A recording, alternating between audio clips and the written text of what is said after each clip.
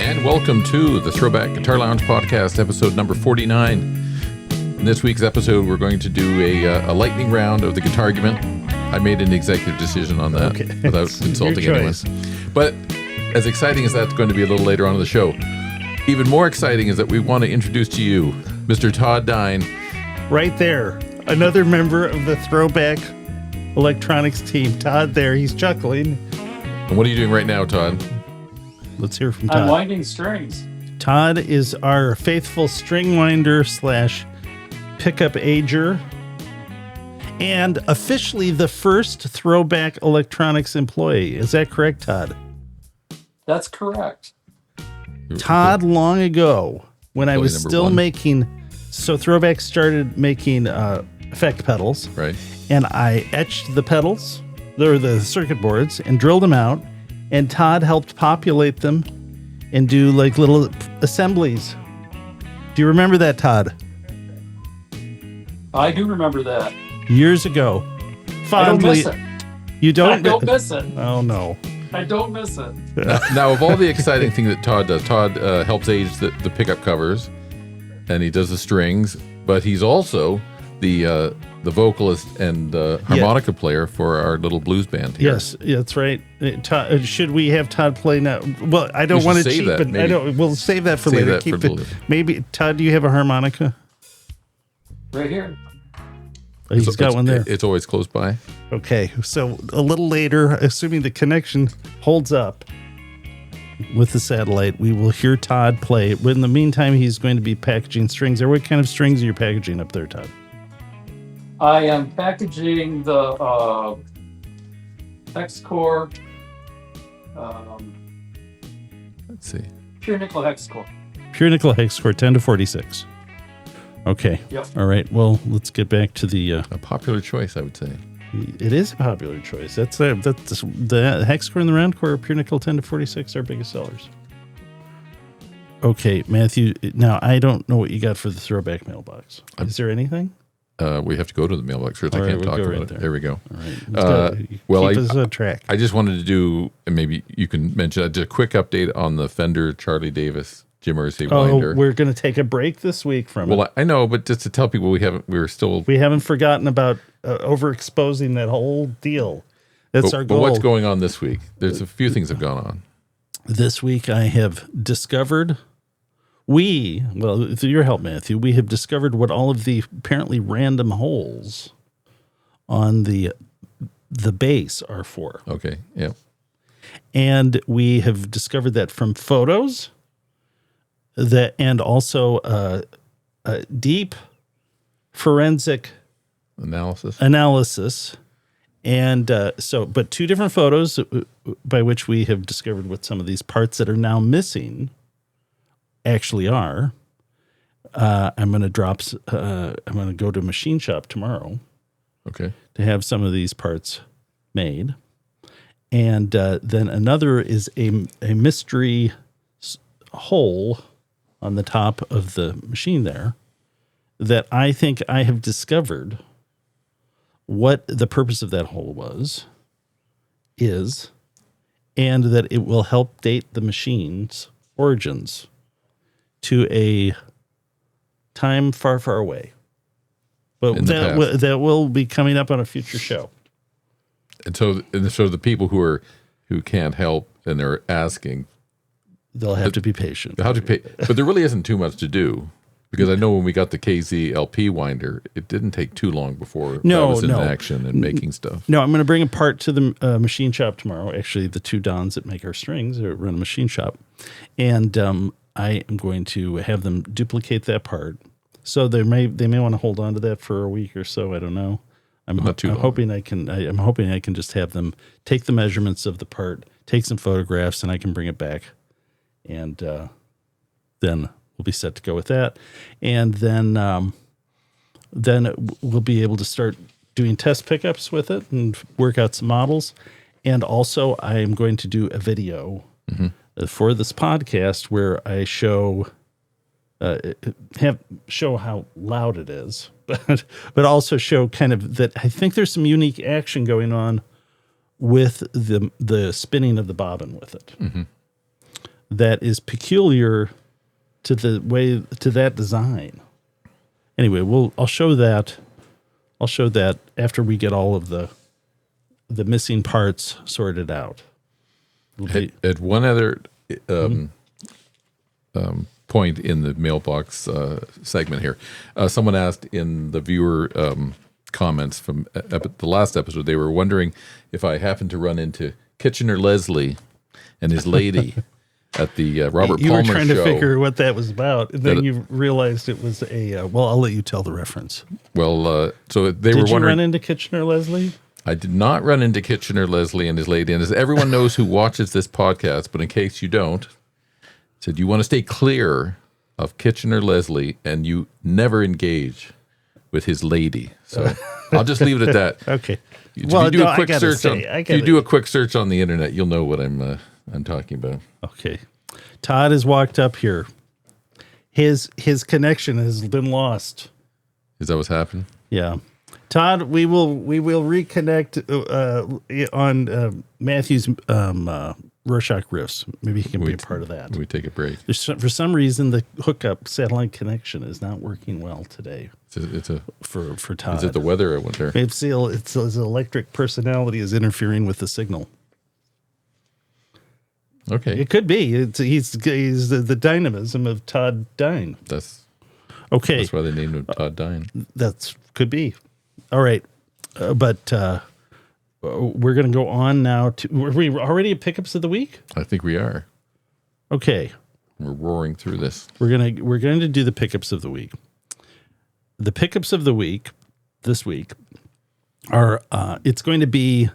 We probably should have said this right from the get-go, but we have done the Marshall with a low output P.A.F. style pickup, and this week we're going to do a Marshall with a high output P.A.F. And so what would you consider high output? Well, this is a 9.1K bridge pickup. Mm-hmm. It's from our MC-102B set, and the neck pickup is a low output, but we're going to hear mainly the bridge. Previously, we did our 57 SteelHead set, which is 7.5K bridge. This is going to be 9.1K bridge. We're going to hear same amp settings, and both of these sets of pickups have Alnico 4 magnets. So it's although they're not wound on the same machine, the Elise 102B is the machine we use for the MC-102B set. And our 57 SteelHead uses the Slug 101 machine for the slug coil and the KZ LP 115 machine for the screw coil. So they're not, in terms of winding, they're different by quite a bit. But they also are different by quite a bit in resistance. So we're going to hear what that sound is. And again, sort of there's two sides of this argument with higher gain and a P.A.F. One is you want a low output P.A.F. because the argument is this gives you a little more definition and accentuates the headroom. Mm-hmm. And then the high output P.A.F. argument is you want to go full bore with the high gain. You want the pickup to be part of what's hitting the amp, not just the amp doing its high gain thing, but you want the pickup driving it too. So, okay, I will get that guitar. Okay. And we will be right back. And we'll do pickups of the week. High output P.A.F. with Marshall, 9.1K. Be right back. Okay, we're back with pickups of the week, and let's show the guitar here. Oh, no, that's Matthew. This is, again, the MC-102B set in a 58 reissue Les Paul. And the bridge pickup is 9.1K with a Long Island Alnico 4. Neck pickup 7.6 with Long Island Alnico 4. So the neck pickup would be considered a lower output pickup. But, when you're doing high gain, you're using the bridge pickup, aren't you, Matthew? Mm-hmm. Absolutely. Okay. With a Marshall, come on. Yeah. So we'll play this and discuss later, and maybe I'll try to dial it back and we can get maybe some cleaner tones too. But where this is really mainly about the high gain, the sound, wouldn't you say? Well, there's no pedal going on. There's no pedal. I just want to make sure. And the amp, again, is our, let's go to the amp cam here. Where is our amp cam? It is, oh, that's a little out of whack there with the frame. Well, I've changed the settings because we changed. So, I just wrote you just wrote it down. Okay. I I think you got the presence wrong, Matthew. think it's about 2. Our presence, it's more like 3. Presence, almost 3. Bass, a little past 5. Middle, 5. Treble, 3. High treble volume at 2. That's loudness 1. Normal volume loudness 2 at 6. And channels 1 and 2 are jumpered. Well, you were inputted on 1, and then you're jumping from the second input on 1 to. And anyone not familiar with these amps, it kind of allows you to blend the high treble and normal channels, so you can get kind of shape the tone in a way. Normal channels maybe a little bit too kind of not quite gritty enough, and the treble channel is maybe a little too gritty. So if you get the opportunity, that gives you the opportunity to blend them if you jumper the channels. Right. Okay, you ready? Okay. All right.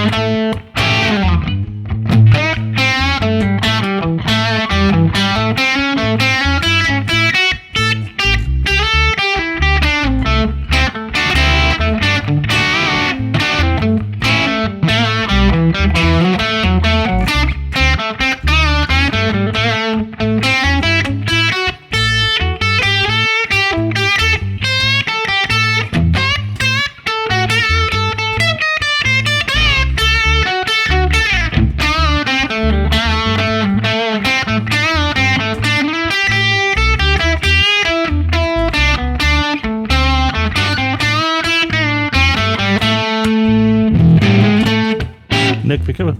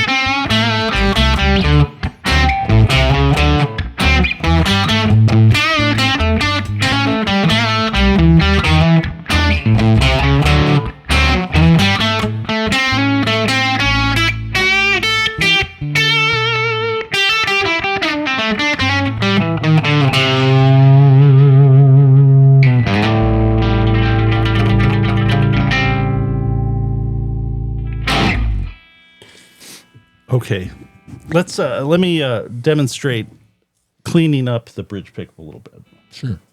Okay, so this is volume 10. Now I do have the tone on 8 for both of these because I just kind of prefer that with Les Paul. It gives me a little room to turn it up if I need to, but it seems anyway. That's generally how I do these. But so if you dial the bridge back to 7 and the tone to 6. Now,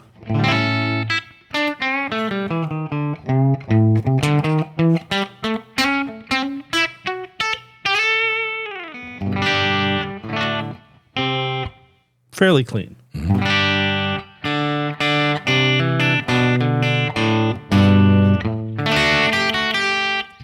There, I'm play another note of that. So, as opposed to... Is that right at 10 now? Yeah, that's a 10. That's full. Well, now I'll just do the volume back to 7.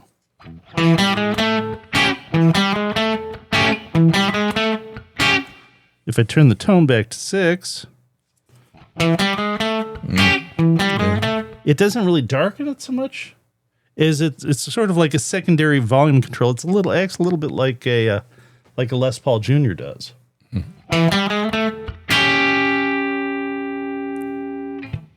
Okay. Should we let's play the low output P.A.F. Okay. I've got it right here. So let's just I'll switch guitars here, and I'll just do it on the fly here. Okay. Oh, not that. We want the drum roll. Should we mention that this is Todd's favorite guitar, I think? This is Todd's favorite. This gold one here. Yeah, with the 57. This is absolutely, when we do band practice, this is absolutely his favorite guitar right here. Okay, so let's... do it. Should we just go ahead and do a little bit of the same? Yeah. So people can get kind of an A-B comparison here. You ready? Mm-hmm. Let's see.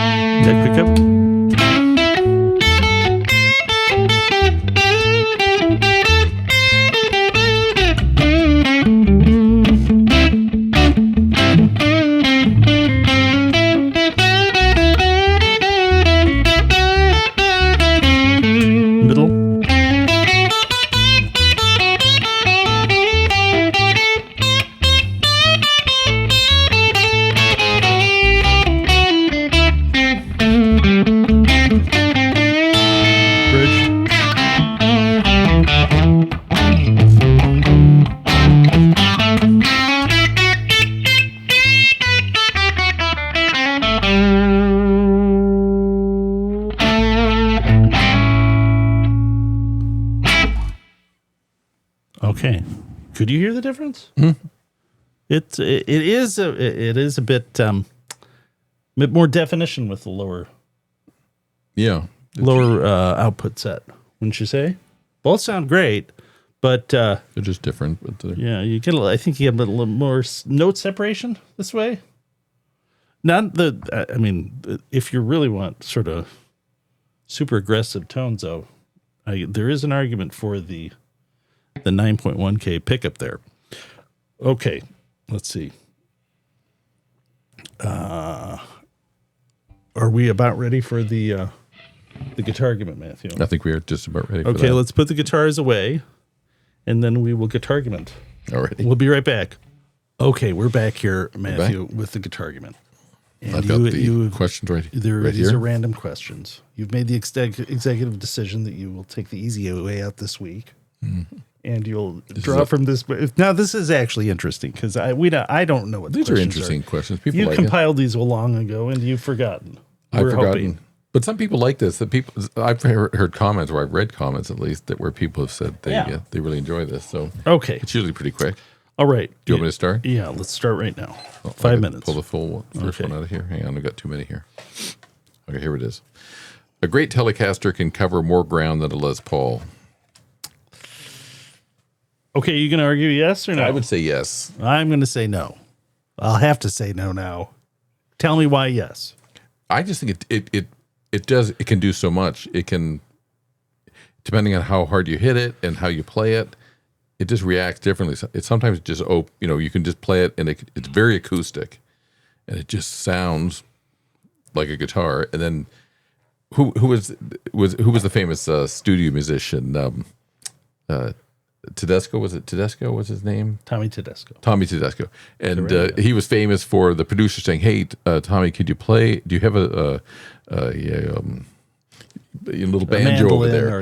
And then he would reach down as if he was picking up another instrument, and he only had the one instrument, and he would just play his Telecaster differently, and the producer would say, because he was behind a baffle and couldn't be seen, and they would say, "That's perfect.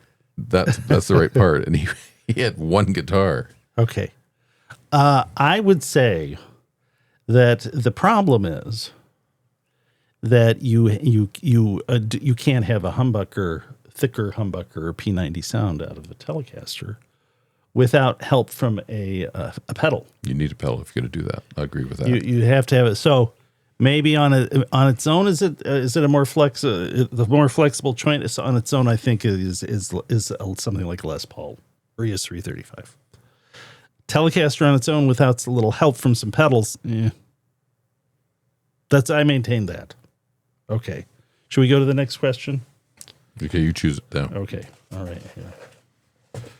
Should boutique makers reveal winding counts or guard them like secrets? Winding counts. Winding counts. So are they talking about the number of turns? I guess. Okay. But isn't this kind of established? It doesn't. You really can't get away from. Well, let's argue both sides of it, Matthew. Okay. Well, you're going to be yes or no? I would say, yeah, they should. Okay. Why? Because it's kind of standard operating procedure. No, they shouldn't guard it. They should. They shouldn't guard it. They shouldn't. Okay. They should just tell people because. Okay. Isn't it kind of standard? It's like. Well, I will argue. Then I have to argue that no. These are the choices that make the individual picket makers individual, and why should they give the specs out that would clue in the competitors or whoever hobbyists into what makes their specific model unique? Well, don't you think the thing that really makes it the unique is the pattern, the winding pattern, not so much the number of turns. Yeah, actually, but let's go over that. Let's revisit these in the cool down. Okay, we'll go through. Is this? Do you have the first one? Yeah. Okay. Right yeah, there. we'll just go through in the cool down. We'll go through. Okay. You pick another one. I think we need a more organized method with this. Okay. Most players don't need more than one grade amp. Okay. What do you argue? Yes. I will argue yes. I argue all you need is one great amp. One great amp. The voice of the player shines through with one great amp. One great amp, one great guitar. That's what you need. Maybe a pedal here or there. Shape your tone, give a little bit more variety. But that's what matters. Okay, Matthew. Well, you think people need more than one great amp? Well, because it's just too many kind of established tones. Like you cannot get like the Marshall tone out of a Fender and vice versa. So there's a sort of sweetness, obviously, to a good, Fender with the built-in reverb and maybe vibrato. But Marshall amp, there's nothing really that sounds quite like a Marshall amp compared to the Fender. Right. But I'm trying to save up for that Dumble. Okay, you gotta have that. I have to win the lottery first. Just save your pennies for what is it? What are they up to? $250,000-$300,000 at this point. If in the latest issue of Vintage Guitar, they are priced between I think $175,000 and $275,000. I think that gets you the amp and the cabinet. There's a little wiggle room there. But you mentioned something interesting. You said those instruments are kind of voiced for the player because that's what they were paying for, and then over time as they get worked on, they're going to change a little bit. I'll save that for the cool down. Okay, let's do one last one here before the cool down. The best guitar solos are simple. Yes, of course. Oh, you gotta take the other side. No, they're complex because they show the range of the player and the range of emotions has to be projected Well, without mentioning any complexity. without mentioning any names, what did you think of that solo that we were playing on YouTube before a little while ago? Oh, by the unnamed guitarist. Unnamed guitarist. They were fairly complex, but Yeah, they're kind of like flat. Some would say flat and uninspiring. Some might say soulless. Okay.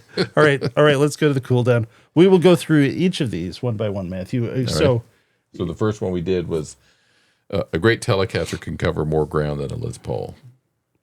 Okay. Well, this is a great Telecaster. This isn't just your average Telecaster. I hit upon this in the Guitargument portion. I do think that's true, but I do think you need help with the pedal. Yeah. But who isn't using a pedal? Nowadays, no one. But it's a little too. You need something to shape it a little bit. Mm-hmm. A Telecaster. It doesn't take a lot. Like a Telecaster and like a deluxe reverb and like one of these ODR one pedals. You can do just about everything. Mm-hmm. Quite a bit. Yeah. Okay. And two people use them for jazz. Yeah. I mean, sure. Okay. So our next one here was mine. Was it should boutique makers reveal winding counts or guard them like secrets? That was your first one. You're right. The winding counts are pretty well standard, in terms of like there's no secret with that. And really, it's not really useful to a player to know the winding count so much as it is, kind of the accepted term is the resistance for power. And I guess if the temperature is standardized like it is here, then maybe that's a meaningful sort of spec for us. And the problem is it's not necessarily standardized, but that's kind of the accepted measure of output for a pickup. But the winding count, I think is like, it's not a secret. Now, so in terms of like a vintage P.A.F. or P90, like what we'd make for with the variety of machines, the turn per layer of the winding, now that is different than the total number of turns. Oh, no. That is something we don't really share. And it's not that one number is going to be the key to unlocking what these things do, but it's a head start. Mm-hmm. Beyond that, though, there are other aspects of the Lisa 102, the Meteor 301, the KZLP 115 winder, and the Slug 101 winder, and dare I say the new Fender hand winding machine, and I will demonstrate that in a future episode, the unique aspect of that's kind of baked into the machine. So those are kind of like, maybe those are kind of trade secrets, or they're like not something you want to advertise in terms of like spell it out. Mm-hmm. And then the other part of it is, again, if you wanted to duplicate it, you'd have to come over here with a dial caliper, a video machine, video camera, and then have a means of recording the action of the traverse and programming that into a stepper motor. And I have done that before. I actually did that with the Slug 101 machine before I bought it. Mm-hmm. It can be done, but it's a lot of work. We're not inviting people to do that. No. And there's only way to do it is to like hands-on with the machine. And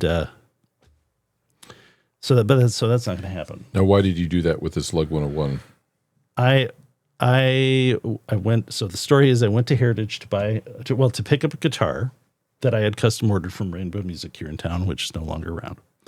And I said, "Hey, I asked the guys at Rainbow, is it okay if I stop by to pick up the guitar at Heritage? Are they okay with that?" So I went over there, and they said yes. I went over there and to the Heritage old Gibson factory building, And while I was there, I said, hey, do you guys have any old pickup winding machines still here? And they said, yes, we do. And I said, can I take a look at it? And Rendell Wall brought me up to, is it the third floor where the spray booth is? I was pretty sure it's the third floor. It was the third floor, I think, second or third floor. I think it's the third floor. And to the left of the spray booth there, and I've got a video of it, there's, as it was the Slug 101 winding machine. And so I thought like, oh, I want that. At this point, I already had the Lisona 102. You already had the Lisona. And I drove, I got the guitar. I mentioned it to them. I said, would you guys ever consider selling that? And they said, well, we might. And then so halfway home, I thought like, actually, maybe I didn't ask. Halfway home, I turned around and came back and I said, would you guys ever consider selling that?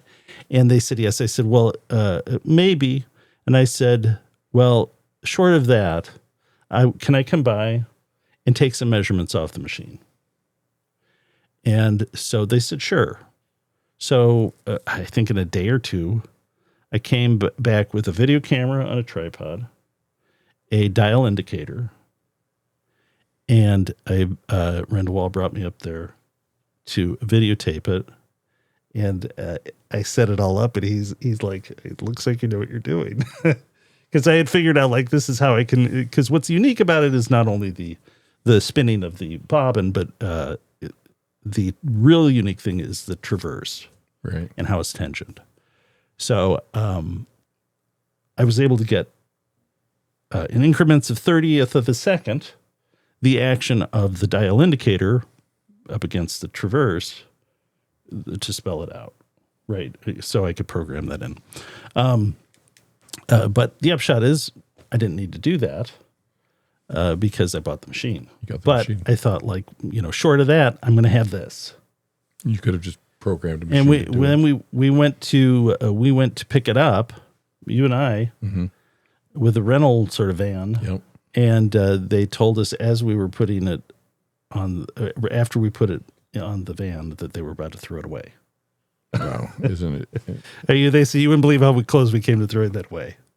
So. Anyway. It's amazing, isn't it? Okay. So what's our next question here? You've got one. Oh, I've got the next question. Is most players don't need more than one great amp?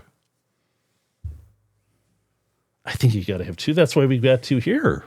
At least two. You got to have your Fender representation, and you have to have your Marshall representation. Or Vox or some other. Really, if you want, you kind of have to have a Mesa. You kind of have to have a Marshall. You kind of have to have a Fender. You might even argue that you have to have a Fender reverb of some sort, either Silverface or Black Panel, and you have to have a Tweed, because these are the classic variations. And then where does it stop, Matthew? It doesn't stop. That's the thing. It just keeps going. Well, I get a kick out of the fact that your brother started playing guitar, and he's only been playing less than a year, and he's already got 2 amps. Yeah. So that shows you. But so what would my argument would be? You got to have like a plexi-like Marshall. Mm-hmm. You got to have a deluxe reverb or some sort of either Silverface, Black Panel, deluxe reverb. I think ideally a deluxe reverb. And then you have to have a Mace Boogie.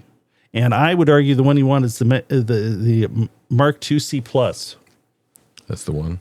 That's the one. Yeah, that's the one that does the clean, the dirty, very well. And I've got an original one and the head, and they're both really good. And is that it? And then you want a Tweed. You want maybe a 5E3 Deluxe or a Pro. Yeah, you want a 5E3.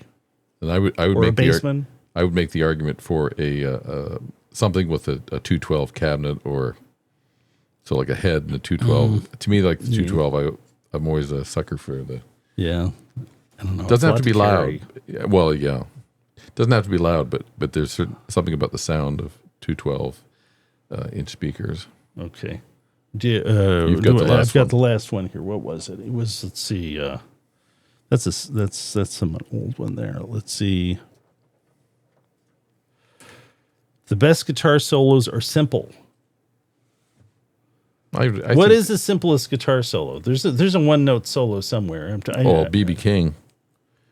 He just he'll just hit one note. Well, and you know it. Like, that's who it is, and it's just he's kind of, to me he's the most famous one. But I suppose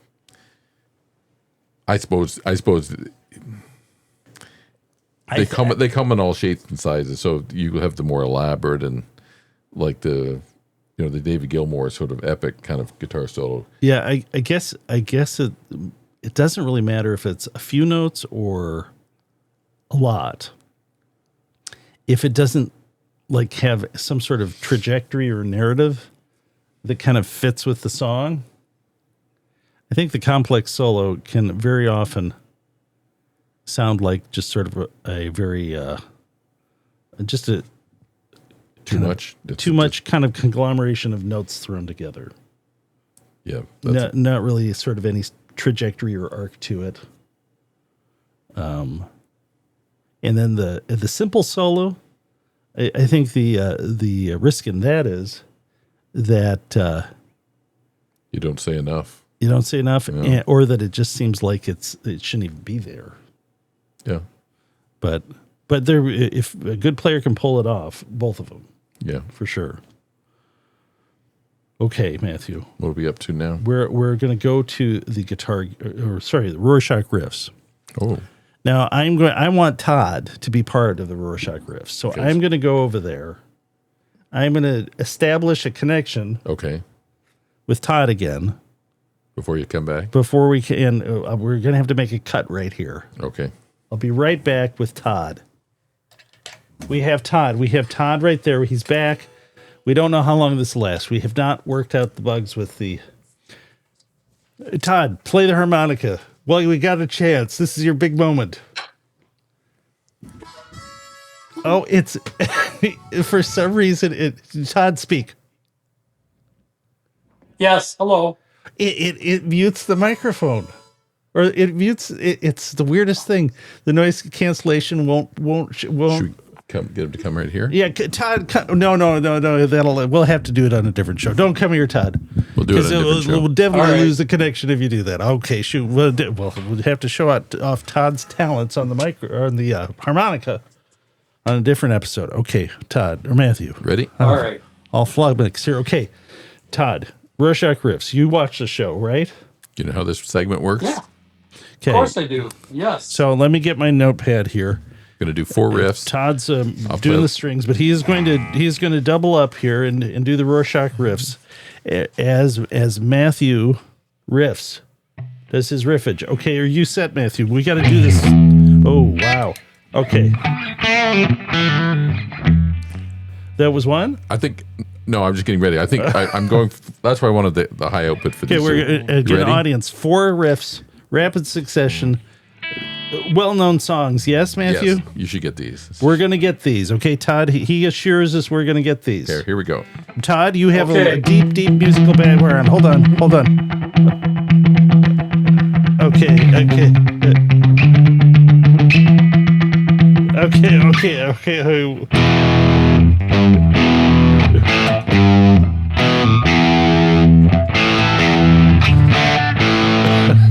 Gotta screw that up.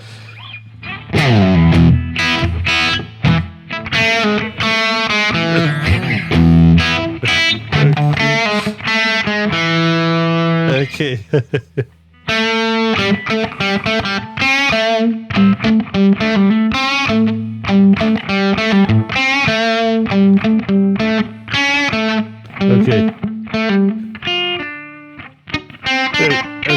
Okay, that's 4. All right, Todd, have you heard enough of those? Want to hear them again? But I heard enough to recognize them, but I couldn't name any names. Okay, hold on. I think I got them all, but we're going to do this one more time here, Matthew, for the riffing public. Okay, here we go.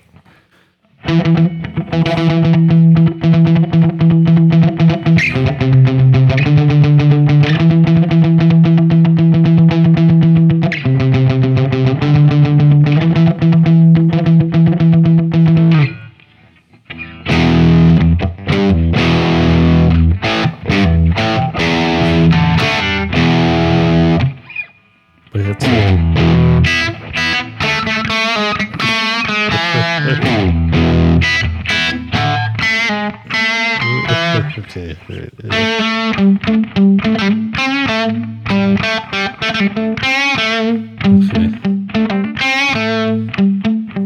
Okay. All right. All right. Okay. Todd, Yes, are you taking this whole thing seriously? of course. Okay. I'm working too, but Okay. So, as you package up, let's say the 9 to 42 there on the box. These are 10 to 46. Pure nickel hex core. ThroBak vintage choice strings. The oh first no, you're looking at back there. yeah. that doesn't mean anything. does it? That's just labeled on Yeah, the box. Yeah. Okay, do a little snippet here for Todd, Matthew, and I will give you what I think this song is.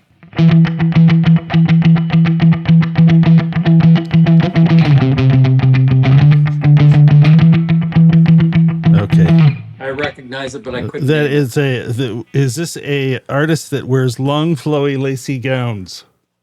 I would Sometimes yes, leather and absolutely. lace. Sometimes. This is it just like a one-winged girl? No. What's it called? That's the White-winged lyric, dove. isn't one-winged girl? Well, that's in the lyrics. Right? What's but the not name of the song. song? This is It's the Stevie White-winged Nicks. dove. Steve, One-winged dove. Oh, that's not. one-winged- No, that's not the name of the song. No. Oh, I've not seen something.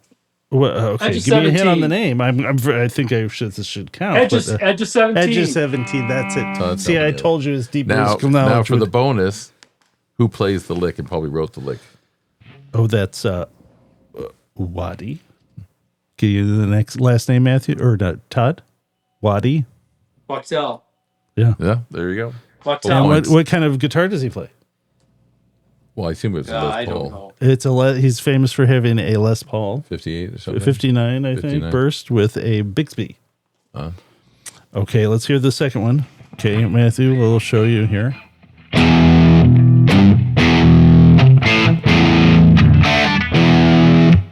Okay, we got to know that. Todd, you've got to know that. Okay. That's AC/DC, but I don't know the song. It's Dirty Deeds. I don't know the name. I mean the name of the song. You are correct. It's AC/DC. It's Dirty Deeds. Done. Done dirt cheap. Right. Dirty Deeds. Yes. Okay. We're going to go on here, Matthew, to the third song. Well, this is Todd's favorite band. Okay, Todd. I recognize it, but I couldn't tell you. Todd, Who how it many is. times? Oh, come on. Come on. The number of Todd, times you've seen them in concert. This is yeah, the amount of times that you've the talked about the them. posters on the wall. Yeah, whatever. It's Duran. Hungry Like the Wolf. from Is Rio. it? Yes. Okay. All right. You remember watching all I those believe videos you. back in high school? Yeah. Yeah. Okay. Okay. I'm sorry. Cut him off there. Okay. Here, last riff, Todd.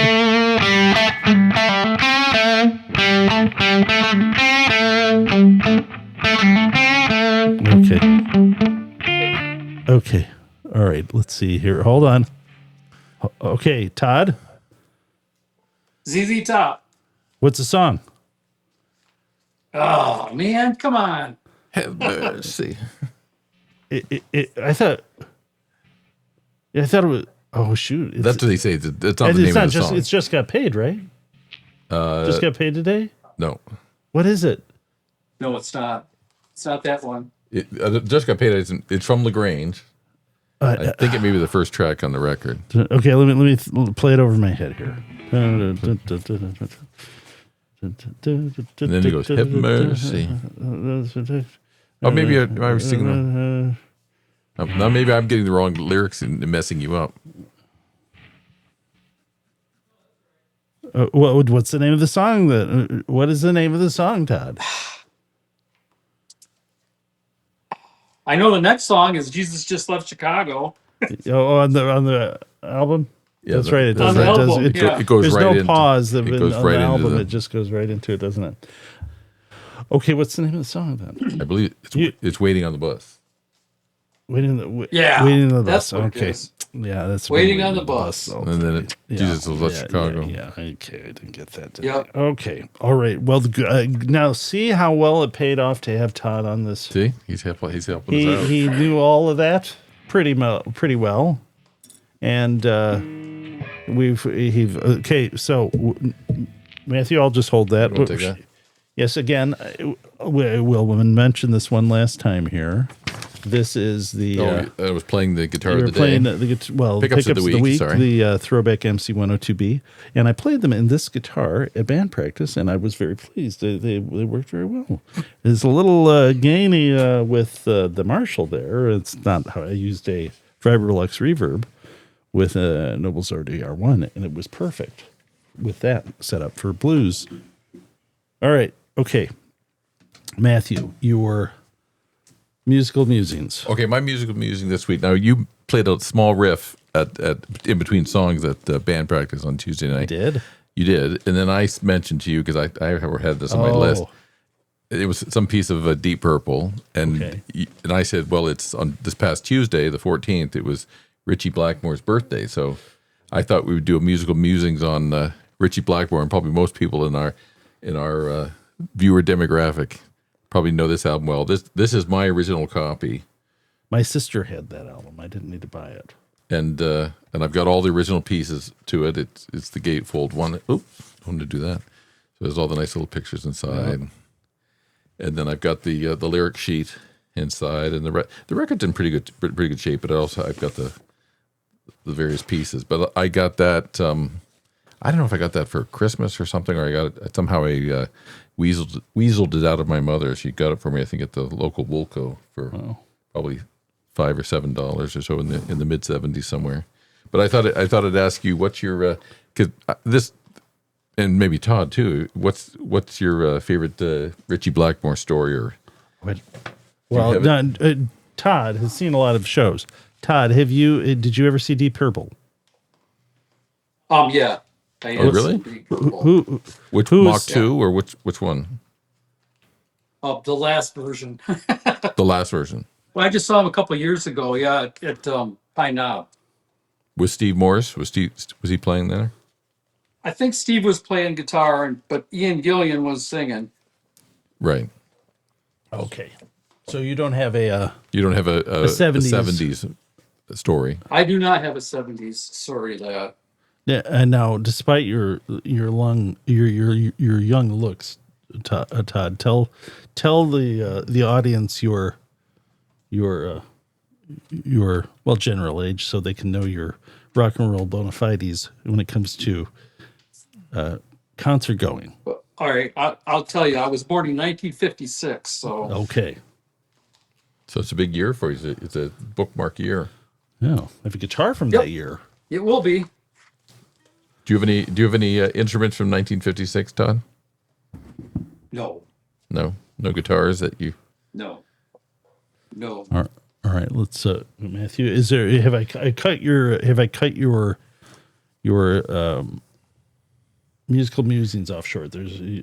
Let's hear more. Oh, well, so my other Ritchie Blackmore story is that my brother got so after in 1975 or so, Ritchie Blackmore leaves Deep Purple and he forms Rainbow with Ronnie James Dio and some other dudes. And they put out, I think their second album was a live album. It's called On Stage. Mm-hmm. And my brother got that for Christmas, I think in 1977. It came out in the summer of 77. And I remember listening to it. And to me, it wasn't quite as exciting as Deep Purple because it didn't recognize the songs and what have you. But over time, I listened to enough of it that I liked it. But I think in the early 2000, they came out with a Rainbow live in Munich. It was recorded in the fall of 77, and it's like a much better version of a lot of the same songs that are on the On Stage record. But the On Stage record, it just sort of sounds kind of flat to a lot of people sort of, feeling about it. But this record that came out, I guess it's been out for a while, and there's a video of it too. I think you can see it on YouTube. It's just a more kind of exciting, in your face kind of production. So it was Deep Purple and Ritchie Blackmore has to be probably the think of all of the people he is responsible for taking up guitar. A lot.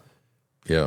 Because Smoke on the Water is the first Riff that you learn. riff that you're like, wow, this sounds like a rock song. Yeah. And it's easy. Mm-hmm. And when you think about it, the riffs he's created for songs are accessible for the beginner or intermediate player, but the solos are very complex. Oh, yeah. Yeah. No, I think It's a very interesting combination when you think of it that way. And he probably is responsible for a lot of people playing guitar in kind of both ends of it. It makes it accessible with the simple but very effective riff, Smoke on the Water. But then you have these complex sort of like orchestral sort of solos. Mm-hmm. Yeah, I think if I'm not mistaken, there's an interview with him talking about the Smoke on the Water riff. I don't know if he's trying to directly emulate Beethoven's Ninth Symphony, but I mean that's what the effect of it is. That just a dun dun dun. I think he explained how he did it, but I think he took Beethoven's Ninth Symphony and then just kind of moved it. Really, around. I didn't even know that. Yeah, Yeah. Here I called them orchestral because it's sort of what they. Oh no, yeah, They sound very sort of thought out in a orchestrated way. Yeah, no, he's a talented guy, and I guess he was touring. There was dates in November of 2025 that he had to postpone, but I looked up. Excuse me, I looked on his site if he was touring this summer, but there's nothing that's posted. So I don't think he's quite done yet. He seems to be in good health and relatively, He's 81 now, though. Wow, it's amazing. He's sticking around longer than most. Yeah, of that generation and profession. Well, Eric Clapton, is touring this summer, I think, in Europe, and then it'll be in North America in the fall. He's like 81, 82. All right. Well, is this it for your musicians? Should we go to the outro? That's all I got. That's all you got. Okay. Right, Matthew. We have we've seen Todd. We've seen Todd. Todd, we're at the end of the show. Show us the package. Show us the package of your. You can promote the. Now Todd works quicker than this. We told him, hey, don't go over the top with your efficiency. We slow it down because the camera can't move around too much. Yeah, we've had trouble with it today. So we've met Todd. Yeah, we didn't get we didn't get to hear the harmonica. We'll have to save that. Todd, do you have your harmonica there still? Yeah. What? In your pocket. Well, it's right here. I got it. Walk up closer to the camera, and we'll see if we can actually hear harmonica. Get right up. Okay. Is that too close? Well, let's hear it. Let's see if we can hear it. Okay, we're hearing it. Let's turn the music down. I think he's trying to play along to the song, the backing track, but there's a delay. No, I'm not. No, you're not. Okay, all right. We got Todd on harmonica. It's official. There, he can play the thing. We'll have to get him on the real mic because it seems like it's still trying to mute it, doesn't it? Yeah, it does. It's the weirdest thing. The noise cancellation can identify the voice, but obliterates anything else. Yeah. Okay. Anything more we need to add? Nope. Maybe. Okay. Well, that's it for this episode. Next episode is 50. That's right. We're at a milestone. Halfway to being famous, they say. All right. Be here for that. Yeah. Thanks for watching.